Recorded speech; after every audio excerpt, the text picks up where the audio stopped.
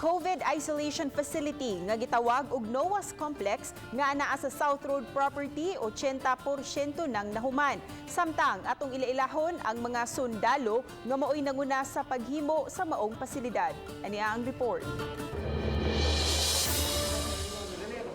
Kini ang NOAS Complex Isolation Facility, ang ikaupat nga quarantine area sa Dakbayan sa Sugbo nga nahimutang sa SRP. Nakamuntar na ang halos tanan nga mga lawak nga gamiton sa mga level 1 COVID positive o kadtong mga asymptomatic. Adunay upat ka quadrant ang pasilidad nga naay tag 80 ang capacity, umaabot sa 320 ka mga pasyente. There are barangays manggod na ang ilang sa mga positive more than the existing barangay isolation center. So especially for the South District, this will serve as a backup for the barangay isolation center. Mato ni Atty. Joy Vizquera nga gikan sa mga pribadong tao ang pundo nga gigamit sa proyekto. Apil na gani kining building nga gipagamit lang.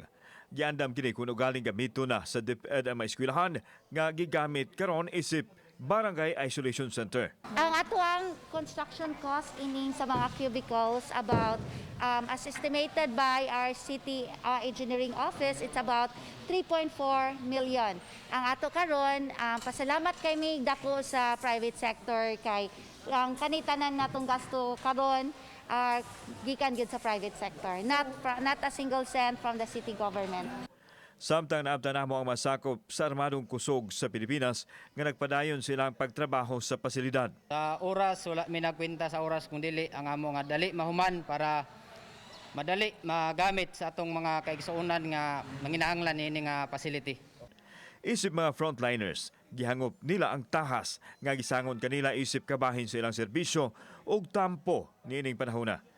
Mga lalaki ug babae nga sundalo ang wa magtan-aw sa oras basta masiguro nga nakaserbisyo sila sa mga taong nagkinahanglan kanila.